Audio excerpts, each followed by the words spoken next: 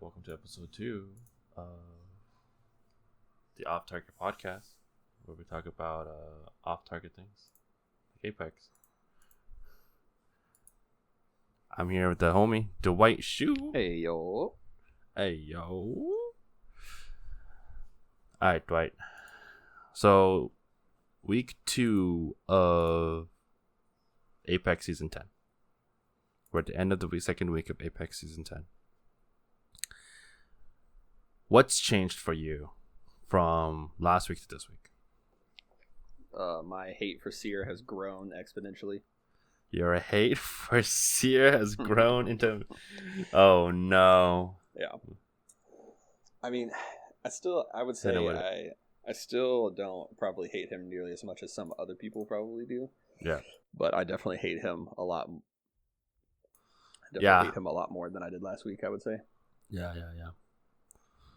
Yeah, it's tough out here for the homies. Where is the update that we were promised? When is that happening? Is that next week? I think it's next week. Yeah, it's next I think they pushed out the small one last week, and then the Seer changes and everything should be this coming week, I believe. Got it. Okay, makes sense. Yeah, dude, Seer has been a whole nother business, for sure. And I think a lot of it has kind of stemmed from what we already predicted last week, is the more people play him and learn how to use him, it's just going to become more and more annoying, and I feel like it's exactly what's happening. Yeah, I play Seer in ranked a lot, and I definitely feel like somebody made a joke, some of the pros are making a joke that Seer is replacing Game Sense. Like 100%. with the old, I feel like I don't need to try as hard in order to clutch up now. You know what I mean? It definitely makes for a lot of clippable moments. It almost feels like I don't play ranked all that often, as you know, but watching other people play ranked, it almost seems like you're like throwing RP if you don't play him right now. Yeah. Like it seems like it almost has to be a part of your team comp. Yep. I feel like on the topic of the game getting kind of weird and you're kind of throwing without Seer, I feel like it's sad how without the almost crutch of Seer and the like wall hacks, basically, that you're at such a big disadvantage. And I think that's the biggest issue that Apex has had throughout its seasons. Yeah, 100%. Especially, like, I think it's the worst that it's been as far as, like, requiring you to use the meta right now is because of how strong that is, having wall hacks. Like, constant wall hacks. Like, I feel like, especially in, like, the high, like, getting a diamond and everything, like, in those type of lobbies, I can't imagine anybody's having any luck without. Because everybody has wall hacks on you, so you must have to have wall hacks on everybody else to be able to even stand a chance, it seems like. Mm-hmm. Yeah, it definitely feels that way when I'm, I think that's something that Apex has always struggled with, which is finding a way to balance the game so to the point where it isn't a singular meta, right? Where there is one definitive legend that has to be used. Right? It was Bloodhound for a long time. The last split, it's basically Revtane, right? This split, it's Seer. Yeah, it's like they can't. Instead of having like I don't know a good way to describe it, like a suggested meta, like this comp is better. It's like a required meta. It's like this is the best, and you have to run it. I mean, obviously you don't have to, but you know what I mean. Like if you want to have any kind of luck, it seems like you almost have to obey the meta that is. Mm-hmm. Yeah, I mean, balancing issues are just like something that's played Apex, and I understand that every game is going to have a quote-unquote meta, but it's really painful to see such a oppressive meta. Yeah. Agreed. So, but that might change. Who knows? I'm curious to see what the changes entail because I just think back to Horizon. Like Horizon came out, she was super strong, everybody used her, and that's kind of how Horizon was. Like every team had a Horizon, and then the minute they nerfed her, everybody just threw her aside and went on to the next thing. So I'm wondering if the changes. What I worry about is either the changes aren't going to be enough, and he's still going to be way too strong, and everybody's going to run him, or the changes will be. I don't want to say too much because that won't take much for people to. But like I think it's either going to want to go one of two ways. It's either going to be not enough, everybody's going to keep using them, or it's going to be just enough that everybody quits using them. I feel like they struggle with finding like a happy medium where people will still use him, but he won't be like you said, like a super oppressing character to play against. Right. Yeah, I agree. It's going to be weird. We'll see. I mean, obviously, if y'all don't know, this is the hot word on the street. Since we're talking about balancing the game, the current or the previous Apex game balancer, Daniel Z. Klein, is out. Out of there. Out. I don't want to make judgments as to why he was out, but he's out. Whatever your take on Daniel Z. Klein is as a person, I don't know. But the man's out. You know, he's kind of disliked by the community. To put it mildly. To put it gently. He has some really bad takes on certain legends, right? I don't know. What do you think is gonna happen, Dwight? Like let's talk about Daniel Z. Klein as a person, as a balanced game dev first. Like, what do you know about Daniel Z. Klein? He made changes strictly based off of, or primarily, I don't want to say strictly, majority of the changes that he made, his reasoning is always the pick rate and the win rate of those legends, which 95% of the time went against what I feel is the thoughts of the players, I guess is how I would put it. Like, okay, he would make changes based off the numbers, but those changes didn't coincide with what people's actual opinions that they had. Mm-hmm. So it led to a lot of very angry people on the interwebs when he would make those changes. Do you think those changes, though, that upset people are primarily due to, like, is it the pros that are complaining, or is it, like, the casual player that's complaining, right? Because, to me, Daniel Z. Klein, and I agree with you. I think that the entire mentality behind balancing has kind of been whacked. The philosophy has been kind of whacked, right? Yeah. They look at win rate. They look at encounter rate. And they look at these numbers that are basically saying, well, how often does legend win? That is how strong they are. Right? Like Wattson. Let's talk about Wattson. Wattson has an extremely high win rate when she is picked. But why does she have such a high win rate, though? Because there's a total of like 4 people to play her. And they're all cracked out of their minds. Yeah, like the people who play her are just monsters. Those are the people who play Wattson. Nobody else plays Wattson. I gave my wife a very, very like dumbed down, high level overview of that whole situation, and that, like, that's the way I explained it was like, yeah, so they think she's too strong because her win rate is so high. But the reason that their win rate is so high is because the way I described it to her is the people that play her, it doesn't matter what legend they're playing. They're just very good at the game. Exactly. Like, they weren't winning because they were playing Wattson. They were winning because they're just insane. Agreed. Yeah. 100%. Now, my curiosity here, though, with this whole situation with him being out and someone else assumingly taking his spot is, once everybody found out that he was leaving, people were all but throwing parties, like celebrating once they found out. But we don't know what's going to happen now. They could easily have someone else come in and make changes the exact same way. I hope not. But I think it's a little too early at this point to full-blown celebrate until we see if there's actually a difference going forward. Yeah, we just don't know, like, who this new person is coming in, you know. And we don't know if Daniel Z. Klein was even the main issue, right? Like, maybe he wasn't even the one that was like we think he is because obviously that's his job at Respawn, right? He's the Respawn balancing game developer, right? But there's no guarantee that he was the one that, like, maybe there's somebody above him that was kind of saying things, and he's just kind of taking a fall for it. Well, and that's one thing too with the whole situation is like we can only say so much because we don't know what goes on over there. You know, like we don't know what that actual process looks like. So, I mean, it like you said, I mean, he could be the face of it, and there could be a whole team that's still there that is a part of that just continues on the same way, right, just with a different face on it. That's definitely possible.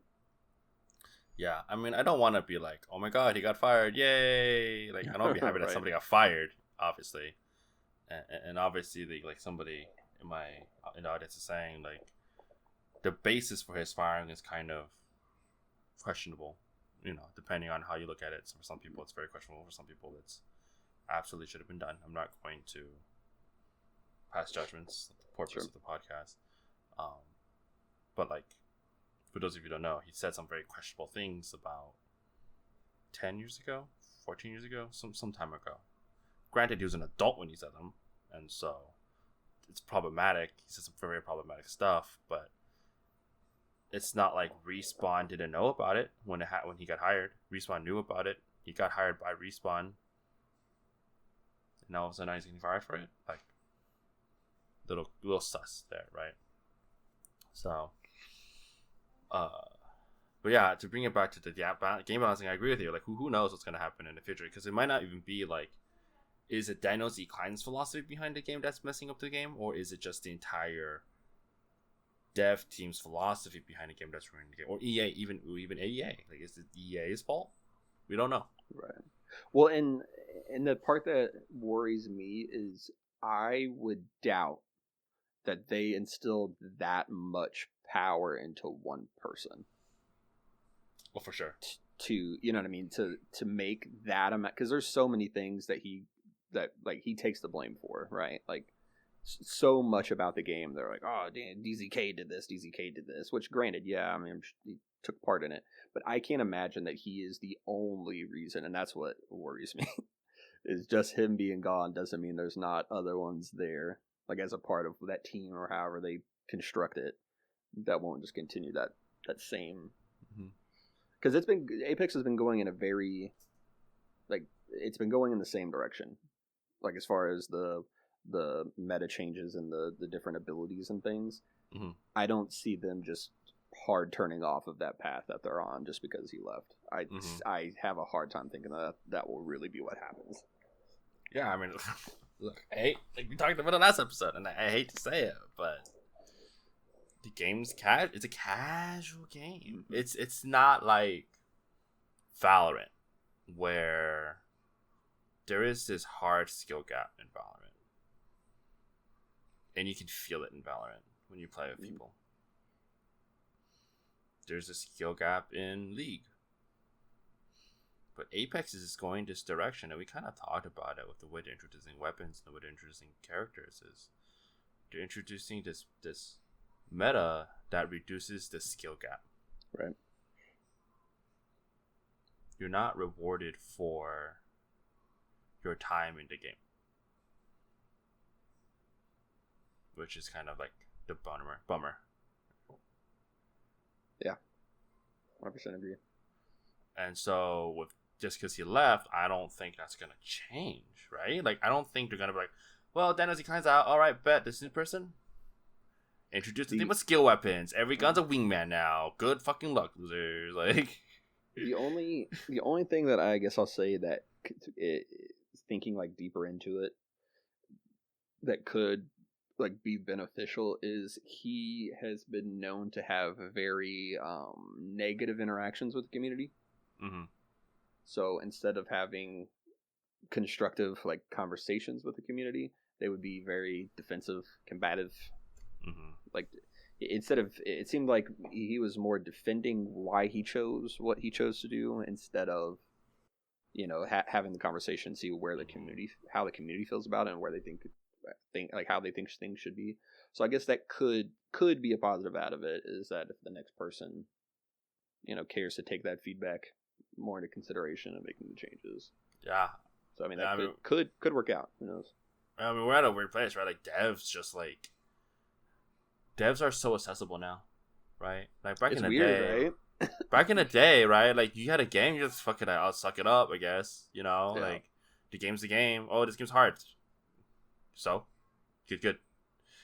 But now with all the feedback that we have, I think that Apex as a whole, and we'll shout out J Beebs here. J Beebs, The boy, dude. Hideouts, the homie. Heaven sent, bro. Mm-hmm. They're so good at handling community stuff. It's like, yeah, underrated how good they are at their jobs here. J Beebs is so good at listening to the community. Now I don't know how much J Beebs can do. I don't know how much he can, how much he influences, but that's what we need. Like I feel like as long as people feel like they're being heard, and there's a good explanation for what's going on, people aren't gonna be upset. I think part of the issue with the Daniel's decline was, like you said, the combativeness. This whole idea that, well, he's I'm right, the dev. you're wrong. Yeah. Yeah. Well, he said that, he had that, I forget the exact quote, but he had that quote where he was talking about, you try working this job and then you would know better or something. Like, I think he was talking to Sweet when, like, that day, like, Twitter caught on fire over everything. Yeah, he said, I think he was talking to Sweet, and he said something to the effect of, like, you try doing this job and maybe you would have a better opinion or something. I don't remember what the exact quote was. Yeah, I was like... Yeah, but that's exactly how he responded to the community. And I think that kind of, that, like, relationship between him and the community kind of snowballed out of control. Like, I think it started with just him making bad decisions, people question him on it, and then him being kind of, like, defensive about it. And then it turned into this whole, like, it just went crazy. Like, people were sending him death threats, and calling people fucking idiots, I think is the exact term he used. Yeah, like, it just went off the rails. Bad. Here's the thing, I don't think he's a bad person. That's the thing, like Hideouts said, that Daniel's he's not a bad guy. I'm sure he's a little, like, interesting, but, like, he just has bad takes, bro. And he has bad takes and bad communication. I don't know anything about him, like, personally to say whether he's a good dude or not, but the position just didn't seem like a good fit if he was going to be having conversations with the community like that. I think that too put a bad taste in a lot of people's mouths, where, like, in reality, like you said, like, a lot of the devs, very open to conversation, very nice guys, like, willing to talk to people that have no reason to answer to these people. Like, if we're being honest, right? Like, Joe Schmo on Twitter writes this long paragraph and they'll respond back. Like, they handle their jobs very well and handle the community very well. But I think the interactions people had with Daniel Z. Klein put a bad taste in a lot of people's mouths, where they kind of group the devs as a whole. Apex doesn't listen to us, blah blah blah blah blah blah blah blah. So I think that that caused a lot of, like, distrust in the dev team as a whole, when it was really just the interactions that they had with that one guy. Yeah, I mean, you also have to look at it in the context of the patch notes and the updates and what they're doing and what they're releasing too. I think it's not just like, oh, Daniel Z. Klein responded and called somebody a jackass or an idiot, and all of a sudden all the devs are evil. I think it's a combination of Daniel Z. Klein plus the really slow response rate to updates, which is one thing that's one thing that I've found really strange about them, is that sometimes, majority of times, I'll say, it is very slow, and then just randomly they'll just, like, respond very quickly and get stuff updated. And it's one thing I've never understood about them. Like the Prowler. Like, every couple of seasons there'll be just something that happens, and they're like, oh, yep, we released this and it's way too powerful and we're immediately sending out a hotfix. Then other times it's like they'll just let Reptane just give you nightmares for 2 seasons. Like, it's so weird to me. Like, sometimes they just listen and respond really quickly, and other times it's like it's falling on deaf ears. Like, they don't even care. Like the bow, and, like, you know, like, yeah. And that's the thing. I feel like I wish, and I hope that in the future that Apex can push more fixes like that. I know it's a pain because of all the certification they need to do for, like, console I think that's really the biggest thing is like console requires a lot of stupid shit. But I feel like it is like, yeah, like it's just this whole thing where they're doing things and updating the game in a way, like you said, that makes it feel like they're not listening. Like Seer. Again, Seer, but we don't want to sound like we're just complaining all day either. Right. I feel like if the devs, obviously they're very busy, I just think there could hopefully be a way for them to be more transparent. Like maybe they hire somebody whose job is this. Like their job is just to respond to the community and explain the changes and explain, like, why did you release here the way you did? What's the thought process behind that? What's the development process like that for a legend where you're nerfing Bloodhound because of their wall hacks, way too strong. You're nerfing Bloodhound for that, but then all of a sudden you release this legend that's like basically a god. Yeah. Like, what's the mentality? Are you familiar with Rogue Company at all? The game? Mm-hmm. I know of it. I don't really know much about it. So they have, I don't know what his position is over there, but they have a guy, I don't know who he is within their like hierarchy of devs, but dude, I wish we had that for Apex. Like, it is the most transparent, like, they're constantly giving updates to the community. Like, because back when Rogue Company was like getting real popular, I would see people like retweeting and replying to them and stuff like that.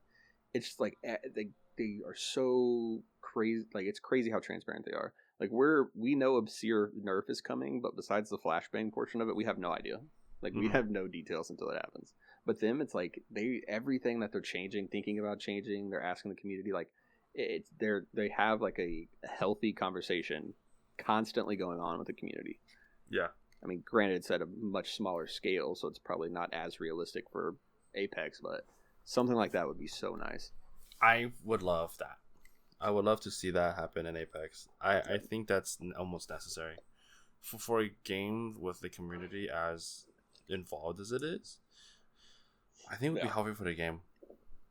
I think they had a really strong effort at the beginning of season 9 with the discussion of like, here's our netcode issues, here's our like security issues with cheaters and this and that and da, which have obviously gone nowhere for now. Obviously it's not an easy fix, but I just think there's some transparency, like you said, would go such a long way. For right? Sure. And I think that's the frustration that people have with this game. Well, I shouldn't say people. That's the frustration pros have with this game.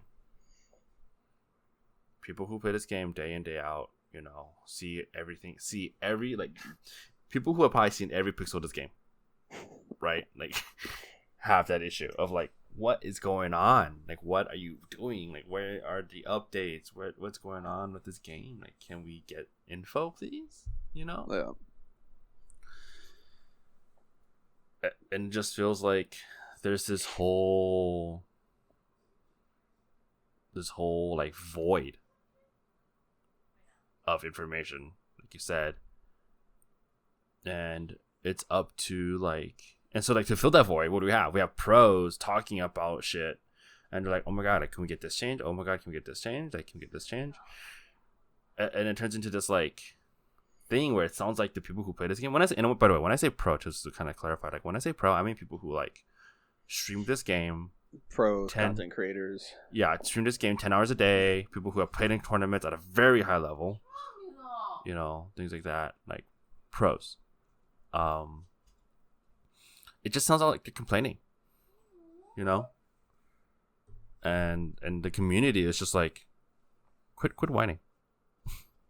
Yeah, there's like a really like heavy divide going on recently between like the pro/content creator side of things and the I don't necessarily even want to say casual, but I guess casual side of things, where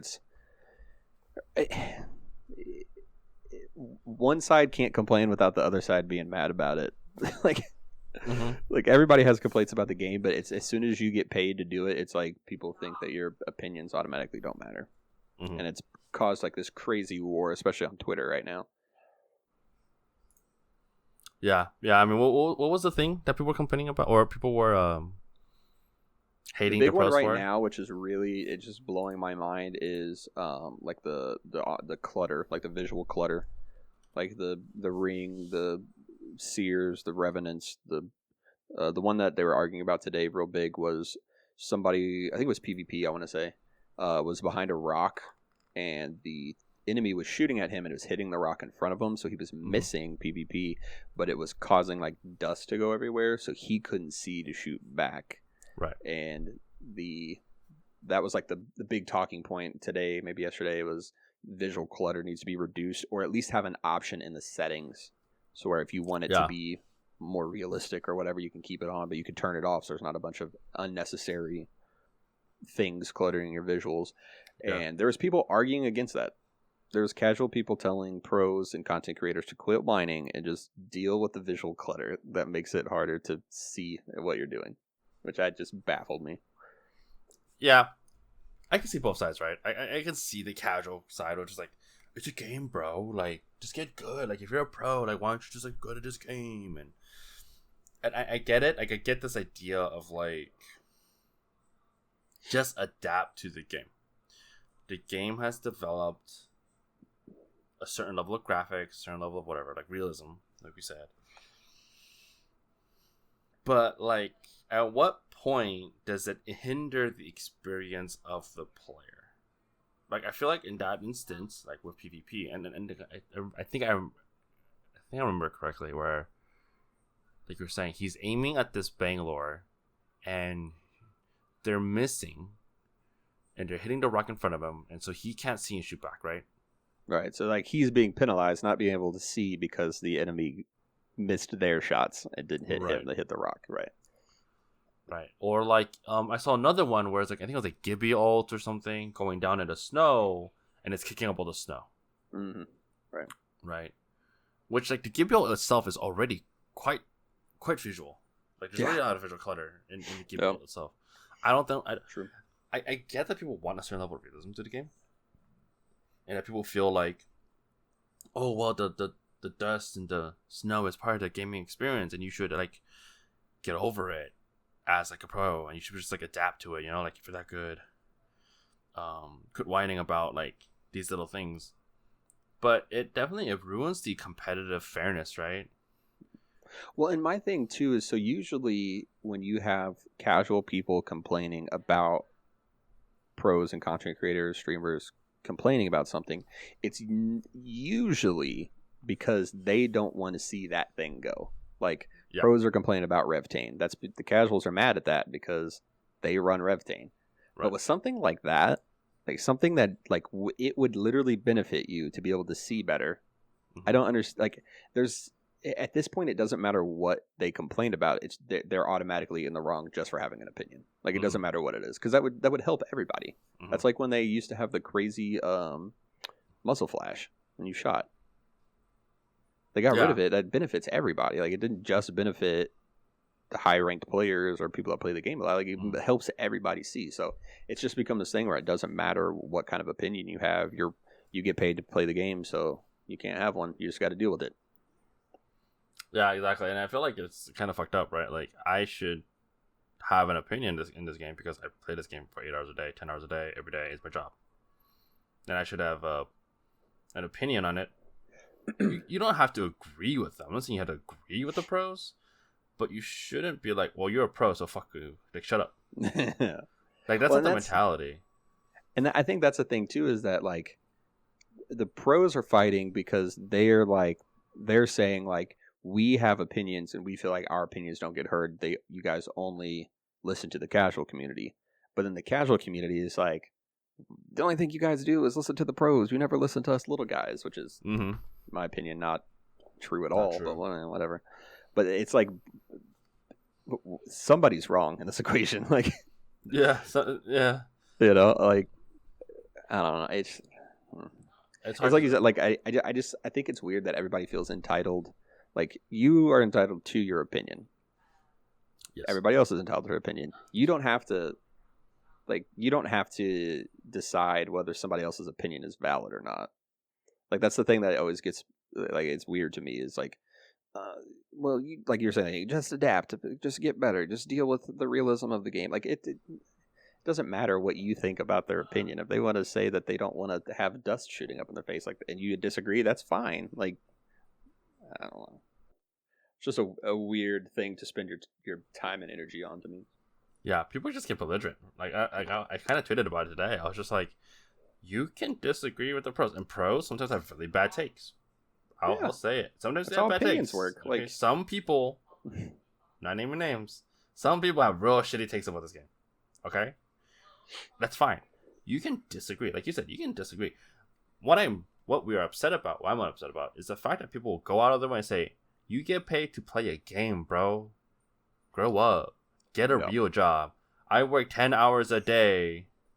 Okay, lifting rocks that are 50 pounds." And my hands are calluses, and I get to play Apex for 2 hours a day. Just let me enjoy the game, bro. When it's all visual clutter, it's like, bro, literally, you would have more fun if there was less visual clutter. Everybody agrees. Everybody who's sensible would agree. Like, if the less visual clutter there is in a game, it makes it fun. Like, when we say clutter, we mean, like, useless graphical noise. Obviously, you need graphics. We want beautiful graphics, but, like, come on. And you could go to PvP's Twitter and see he's got, like, post after post of like, tell me how many enemies are in the screen right now, and you can't find anybody, and then he'll answer, be like, there's a whole 3 stack in this screenshot, and you can't see them because there's just so much going on that you have no idea where anybody's at. Mm-hmm. Like that, that's what I'm saying. Like everybody benefits for that, but there's such a divide right now that as soon as anybody pro or content creator has an opinion, it's just immediately met with shut up and play the game. Mm-hmm. You know why reducing visual clutter is good for the game? And I can break it down for people. Like, I don't know if people understand like how Apex works or how games that are online work. Reducing visual clutter does a couple of things. One, it increases client size. So your client is you. Your graphical performance improves a lot in Apex. Just less graphics to process. 2, you can see people better. Right? 3, it's less load on the server, because not only are you rendering it, the server is rendering it. And the server is rendering it for the entire map, for the entire game of every person in that lobby. If you reduce the amount of visual noise, you reduce the amount of effort the server needs to put. And you avoid issues like not being able to see a team. Do you remember that tweet? Like, I forget who it was, but somebody tweeted out, they legit, like, people were invisible. I remember that was a big thing. Like when Kings Canyons, what was it, season 8, when Fuse came out, people were just invisible. Why? Because the server wasn't rendering them, and so I wasn't getting the graphical information from the server. Why? Because there's all this graphical noise. If you like get rid of the graphical noise, it makes the server work way better, and which means like your overall experience as a player is better. Yeah. Right. Apex has a lot of weird like. If I could, honestly, hot take, maybe not so hot for us, hot take, get rid of ambient sound in this game. There's just so much useless ambient sound. I have a laundry list of sounds that I would just get rid of. Dude, World's Edge alone, bro. Well, even, so like, yeah, so that, but then even like sounds like, I don't care to hear my bat finish. Really? Like that noise. I like it's cool, but if I could sacrifice that to have good audio in the game, 100%, get rid of it. Get rid of it. Just like with the visual clutter, like I don't need to see my screen light up whatever shield color I just evolved into, or like like leveled up to. Like if I get a red shield, I don't need my entire screen to turn red. Like I can see it in the bottom left corner. Make it subtle, yeah. I don't need that. So same thing with the audio. Like there's like I haven't paid attention recently, so I don't know if I just got used to it or if they changed it. But I know when Olympus came out, Solar Array, it was like you were on a landing strip at like an airport. Mm-hmm. The entire time. It's loud, bro. Yeah. I don't like. What was it? Climatizer. What's like Climatizer has so many noises you just don't need to hear. Lava Siphon has so many noises. Like there's so much ambient noise that I'm scared whenever, because it just sounds like there's teams everywhere. You're like, wait, Was that a footstep? No, that's just the game. Is that a footstep? No, that's just the game. Is that a footstep? No, that's... It's really bad if you're in the buildings at Geyser. The Geyser sounds like footsteps. It didn't used to be like that, I don't think. I just noticed it like last season before. Yeah. It sounds like actual footsteps. Yeah. It's so bad. Like, they're just so... I don't know. Hot take. Make the game bare bones. Like, it's an arena shooter. It's a BR game that is very audio dependent. It's a game where if you know what, have it, you don't need to get rid of it. Make it a setting. Well, and just like with the visual clutter, like I think that would be the perfect sweet spot. Like make it a setting. You don't want the noise, turn it off. Or, I can get I can get rid of impact markers. Why can't I get rid of environmental? You know what I mean? Environmental stuff. I don't want dust clouds. I don't want snow clouds. Get rid of it. I don't want to hear climatizer. Get rid of ambient noise. Like, there's no ambient noise now. There's music, game, and that's it. Like, it's just game and music. Just a lobby music. Which I don't know why those are two separate. I think it makes sense, but like, that's it. You don't get like. There's no gun sound. There's no. I think voice line is one as well. So there's no gun sound setting. There's no ambient sound setting. Like, those two settings should be separate. It should not just be game audio. No. I should be able to set game like gun audio to one setting and like ambient to 0 or something if I wanted to. But ambient would be footsteps. Who knows? I mean, I'm not a dev, so I don't even know how accurate this is, but I would assume that the more unnecessary sounds that they take out, not even just from a like I can hear better now standpoint, but a like audio issue standpoint, I feel like if there's less audio cues that are unnecessary, you take those out, you have less issues of not that you didn't hear footsteps, but that footsteps didn't happen. Yes. Or gunshots didn't happen. Yep. Because you get that a lot in Apex, where it's like you'll hear somebody. It was really bad on Kings Canyon. Like you would be on one side of Kings Canyon, couldn't hear somebody shooting like in a fight, like a close range fight, but you could hear somebody shooting all the way across the map. Yep. Like that it's just like it's like a trait of Apex at this point that they're like it's not that there's too much noise that you can't hear it. It's like it just didn't happen. So I feel like if they take out these unnecessary noises, I would assume that would mean, because from what I understand, it's like a prioritization. There you go. Issue where it's like the game has to handle what noises you need to hear, like what are the most important noises that you need to hear. Yeah, the sound engine's fucked. Oh. Yeah, so you take out the unnecessary sounds. The only sounds left are the important ones. Mm-hmm. Like, and then now we have no issues. Mm-hmm. I think the sound engine is overloaded. The sound engine is old. It's old and overloaded. And it's always been like that, and they've done nothing but add new stuff, like new audio cues. Yep. So it's got to be struggling. I mean, it ties into the server stuff, right? Like it ties into. Right. Man, when I read that netcode thing, by the way, I was like, "Oh, this is cool. This is nice."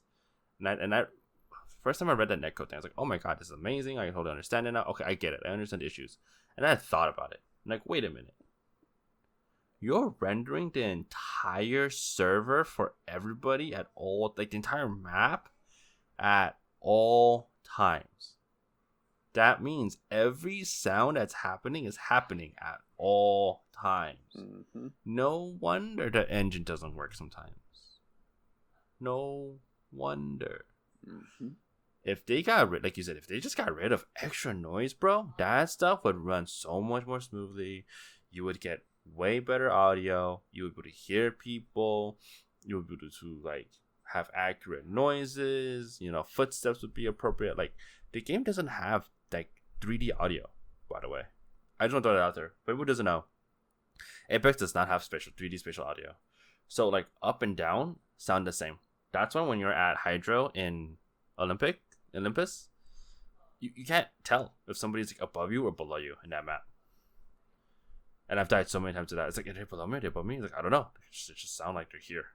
It's a surprise party when you find out where they're at. Because, you're like, they're this way. Somewhere. Like, somewhere. They inside? Like, not there, but like in some places you'd be like, are they inside? Are they on the roof? Like Mhm. under a building on World's Edge Mhm. somewhere. Like you just have Mhm. no idea. Mhm. So I'm obviously you gotta rely on game sense, right? Like obviously you have game sense for that, but it's just like when it's like get good, but it's also just like why can't this just work the way it's intended and make life easy then? It's a fun time. Yeah, I can tell you're having a blast in Apex right now. I don't even know how much of it is Apex and how much of it is just me just not playing well. Like I couldn't tell you anymore. Bro. I also like I have a rough time and then I just get stuck in a rough time. So I couldn't even tell you. It's a mental. It's something Yeah. mental. I just like I'm so glad I played ranked by the way.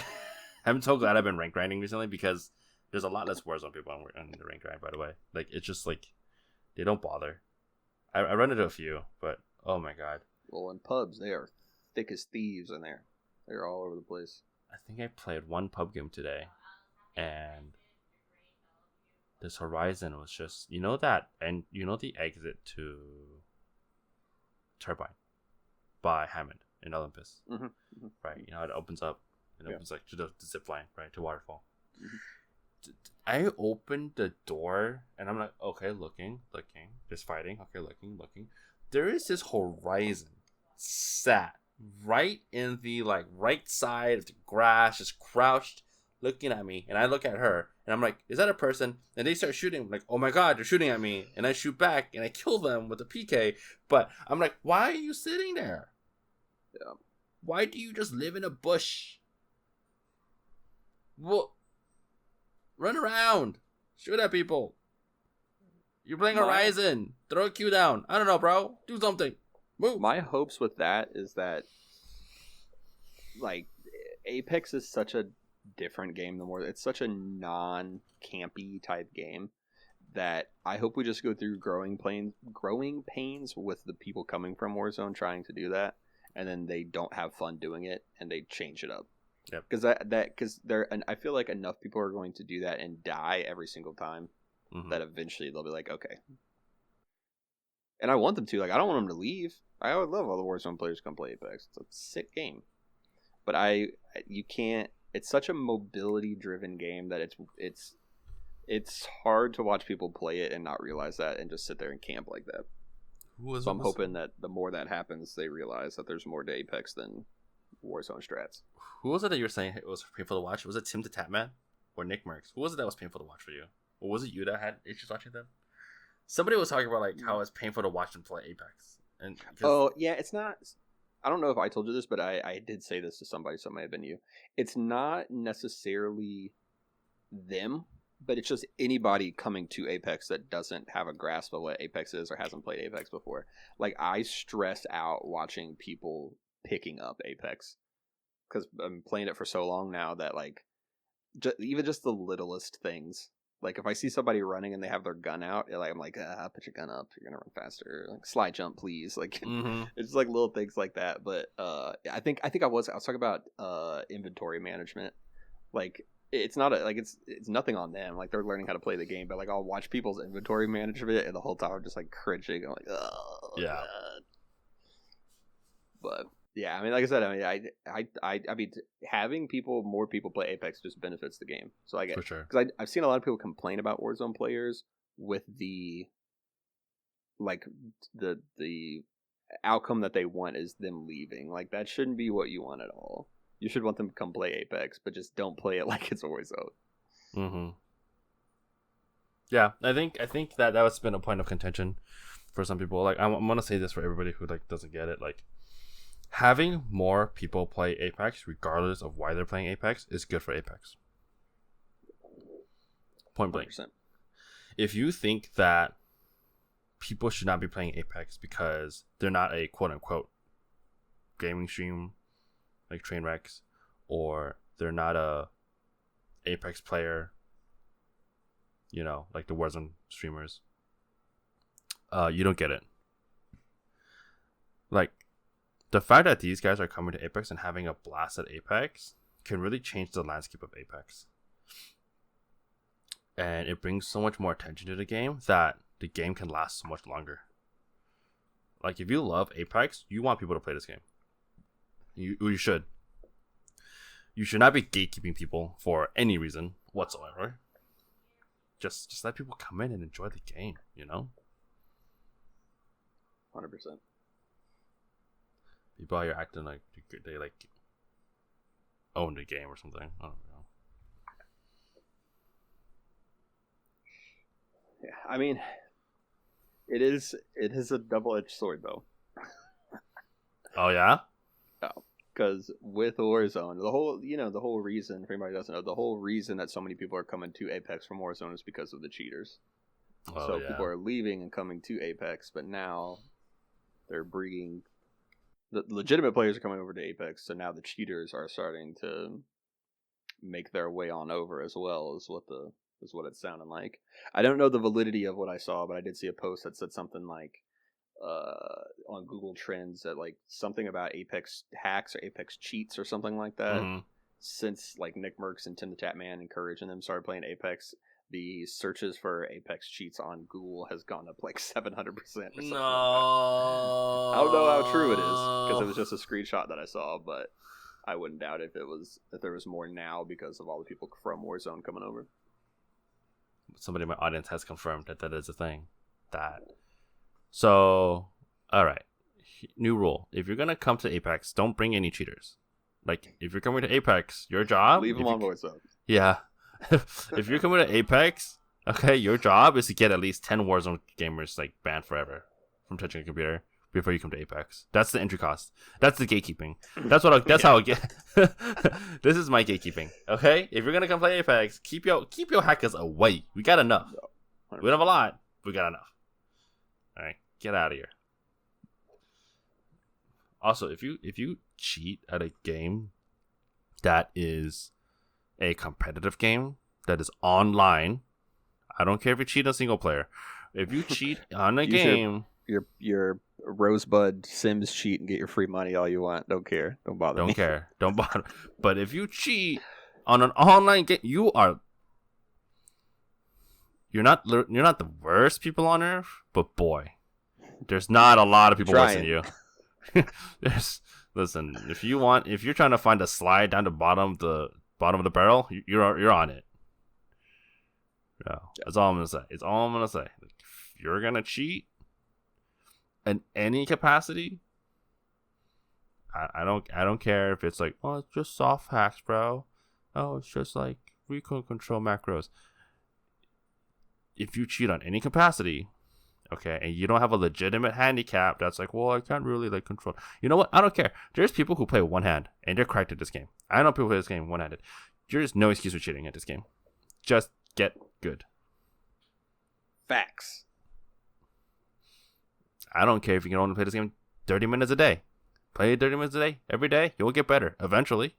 And if you're gonna cheat, doing it in ranked, so Tim has to deal with you, not pubs where you gain nothing. Hold the fuck on. Hold the fuck on. If you're gonna cheat in pubs, okay, cheat in ranked. Cheat in silver lobbies where Dwight is. All right, cheat in the silver lobbies so Dwight can deal with your ass. I never understood that. Like, I mean, I guess I do. I'm sure people that are cheating in pubs are probably selling accounts or like boosting badges or whatever. But it's just money. It's just now. money. It's money. You know what? If you're a person who buys cheats and buys stop. Go do something else with your money. I'm not going to tell you what, and there's certain things I can't say to tell you to buy that I would normally jokingly, but just stop. Go save money. Buy a Rari. Oh, they got Rari money? Bro, cheats are expensive, bro. I'm gonna fucking tell you, bro. Oh, they're expensive, dog. Some of them are like $500 a month or some shit. Like, they're expensive. I don't know about Apex, but I was watching, I think it was a Nick Merckx video where he's playing Warzone. He was talking to a guy, and apparently Warzone cheats are like dirt cheap. They do like a monthly subscription. The dude said it was like, I don't forget how much he said it was, but it was like very affordable. Yeah. I think Apex cheats are like $200 a month or something. Just because it's like, yeah, bro. People fucking, yeah. St. Louis pub lobbies. St. Louis public lobbies. That's the place to be. I can't imagine how boring that would get after the first few games. Bro. Like having cheats. Like you're not... No idea. Especially if you have any kind of like like pre-existing like game sense or movement. Like a lot of times you see cheaters, they have like zero movement, and they still end up dying. Like, can you imagine like if somebody with just the slightest amount of skill cheats? Like that has to be so boring after a very short period of time. I mean, look at Rogue playing pubs. The man doesn't cheat, and he gets bored after like 3 games because it's too easy for him. I don't know how people who play with cheats, like, you're not better than me. Like you gain nothing. What? Here's what I'm gonna say about the cheaters. If you think you're better than me because you killed me and you're using cheats, you're not. You are, in fact, worse than me. You are worse than a person who just installed Apex and turned on the game for the first time and can only, like, hasn't. You're worse than somebody who hasn't even done a tutorial. Okay? Like, you are not good at this game because you killed somebody with a cheat. I don't get it. You get nothing from it. You should not get anything from it. If it somehow gets you off and helps you sleep at night, I don't know what to tell you, bro. Go see a therapist. I'm tired of it. I'm tired of this shit, bro. Yeah. Well, just like we were talking about last week, like, and it's getting hard to tell now. Like, it's getting hard to tell. I don't even know if it's somebody cheating or if they're just using the meta. Like, oh, it's just such a weird spot right now. Very, very weird spot. Listen, anybody listening to this podcast who cheats, and you know who you are because you're fucking using the cheats, stop, get some help, go see a therapist, and ask yourself why. Who hurt you? And why do you do the things that you do? I'm just saying, bro. Over it. I went to Cheaters last night in Arenas ranked, and I hate it. I was mauling, bro. Good old Arenas ranked. Topic for another day. Topic for another day. Oh boy, I want to see a whole episode all in itself at this point. I want to see what they do to Arenas ranked. I don't want to talk about it today. Maybe they make some changes in Arenas ranked in the coming weeks, so we'll save it for that. I might have some homies come in to talk about Arenas ranked who have very strong opinions about Arenas ranked. But we will see. This has been a pretty good. I think we talked about everything we want to talk about. We talked about